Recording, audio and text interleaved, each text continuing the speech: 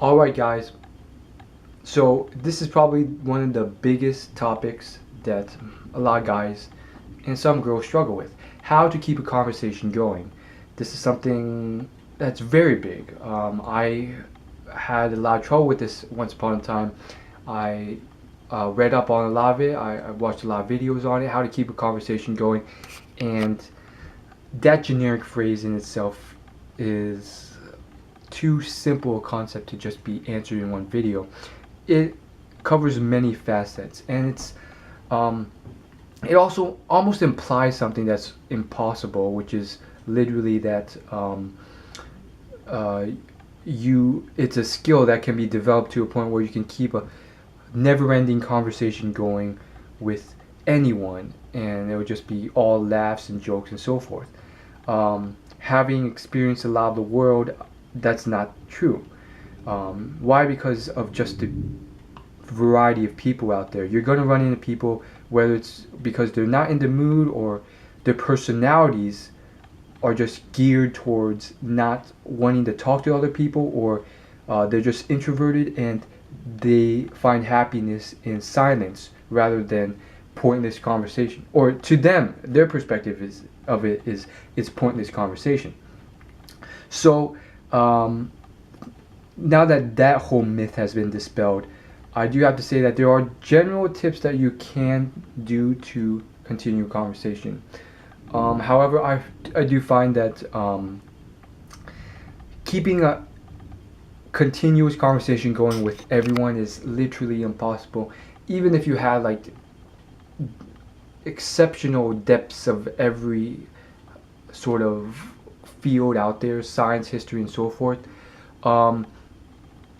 And I think it's more so a matter of entertainment and a meshing of similar interests and similar knowledge and being able to relate to each other. Although now you don't have to relate to someone to continue a conversation. And so you can see where this is going. So there's things you can do to prepare yourself. Read up on stuff that you think a lot of people would be interested in. Yada yada yada. There's a whole list of stuff. The biggest thing though, I think, is realizing that the biggest step is to try and then fail, learn from what you could have done differently, and try something else. It's tough and hard to do, but you can do it. And I feel like what you'll find once you actually get out there and experience it is that sometimes you don't really want the conversation to keep going with everyone. Sometimes, people just aren't like literally on your wavelength. They don't have those interests and so forth. And so a lot of people searching this sort of title, how to keep a conversation going, really should question like, why are you doing this? And most of the time it has to do something with a girl or guy you find physically attractive or you have some sort of crush on.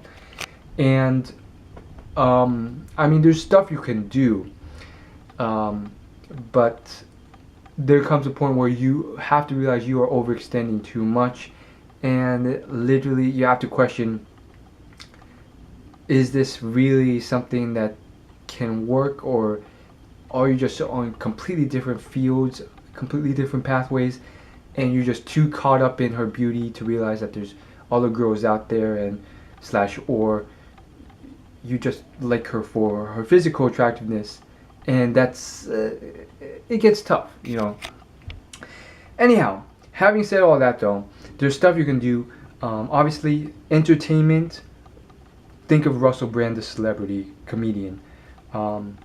He can entertain and connect with most people. And I don't think he's read up on history, science, philosophy, or any of that. And he can literally almost always spin something or make something out of almost nothing.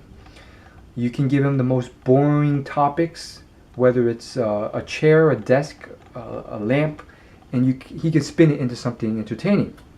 So that's one thing you can model it after. He's comedic, but he also spins enough sort of sexual vibes through how he dresses and how he is as a person, so that he doesn't just come off as that nice guy entertainer who makes people laugh. But again, if you're just trying to entertain people and keep conversation going, you're not looking for something beyond that, then hey, there's no problem with doing that and keeping the sexual stuff in the wardrobe out of it. So that's one big one. And I think that's one of the best models. Like literally, I think the biggest point you can learn from that is that Russell Brand as a character, he obviously sometimes uses things that you can only learn from experiencing the world. He's been certain places, done certain stuff, but also he's one of those characters who can take almost nothing and turn it into entertainment. It's tough, but he's a funny guy, and humor can get you a long way. So maybe you look up a few of his interviews and see what he does. On top of that, though, in addition, you can look at the structure of conversation. So a lot of people get this wrong. They change their behavior without realizing it, and it's just a natural thing to do. You don't make notes of how you talk, but literally what they do is they change their behavior when they're talking to someone they think is important, and they get nervous and they screw it up and it becomes unnatural, which makes it worse. They turn it into something where it's question. And the person who they're talking to says a statement, they follow up with another question, and they answer with a statement, question, statement, question, statement. When what you can do instead is add in a lot of statements, cut out the questions, add a couple questions, and add a little bit of humor, add a little bit of flirtation, and that in itself will get you far enough. You can cut out the flirtation really, but it'd be something like this: statement, question, and then statement, and then the first person would go statement, and then be statement, statement, question, statement, question, statement, statement, statement, statement. You get the point. So it breaks the cycle. That's just a general thing. And I guess I could go on and on about this, but the final thing is personalities and meshing and so forth. There is a level of trying too hard and it not working. And when you get to that point, you really have to do some thinking, like literally, like what is your intention here? If it's just a coworker or a friend, and you're trying to make more friends and keep the conversation going,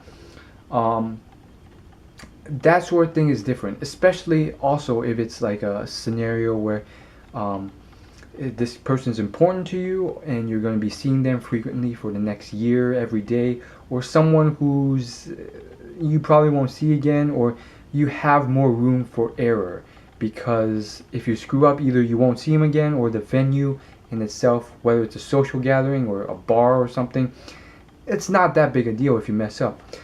These sort of things will factor into how you can go about it. I feel like if it's more of like a formal thing like work, you don't want to try something too hard, and really like you want to stay to a more rigid structure of just being yourself. Don't overextend too much to try and get someone to continue talking and so forth, because that will show and it'll just get really unnatural, and you just come across trying really, really hard. And if you're like someone like me who's somewhat oblivious, you'll just keep trying harder and harder, and they'll just keep trying less and less, and you get to a point where it's literally like you're trying really hard, they're not trying at all. Let's face it, it's not even working out. Chances are you're just not connecting for whatever reason. You've made it worse. Now he thinks you're just too needy and you're trying to prove yourself to him, when in reality you should just accept the fact. You should just say, like, literally, this is just I like these sort of things, and you are just faking or pretending to yourself that you are interested in these sort of things, when in reality you're somewhat bored and you're trying too hard and it's just coming across, and you're peddling on these interests when in reality you really don't know too much about them, you don't really care, and it's coming across deep down at some subliminal level. So that sort of stuff can happen. But again, let's say you are at a different venue, or you have more room for error, then you look to other sort of people, because I can think of quite a few people who break this mold where literally they don't need to have stuff really in common with the person. They don't have to have interests in common or so forth, and they're not looking for that. They're literally just talking about the most general stuff that they see. Like whatever they see, they say, and they either inject humor or they inject radical emotions in the other person, which ends up helping them, whether it's hate or happiness.